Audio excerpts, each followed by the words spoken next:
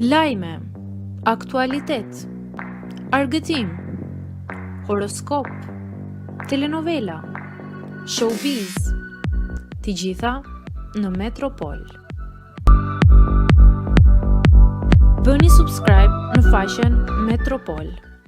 U dënua me 1 vit burg për falsifikim dokumentash, apeli merr vendimin për Luizin.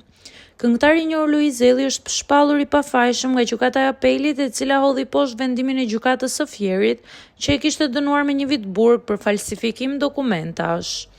Vendimi sot u dha në Tiranë orën 12:24 dhe përmbysi plotësisht atë që deri më tani konsideroi një dënim penal ndaj Ellit.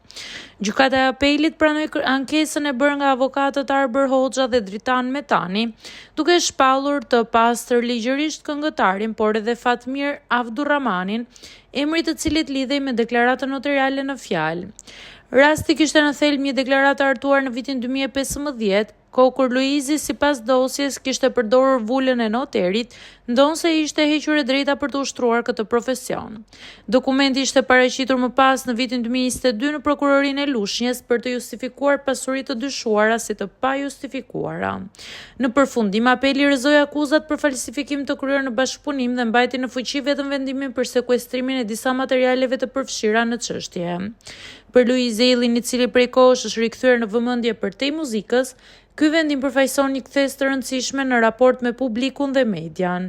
Në heshtje, por me qëndrueshmëri, ai e fitoi edhe këtë betejë.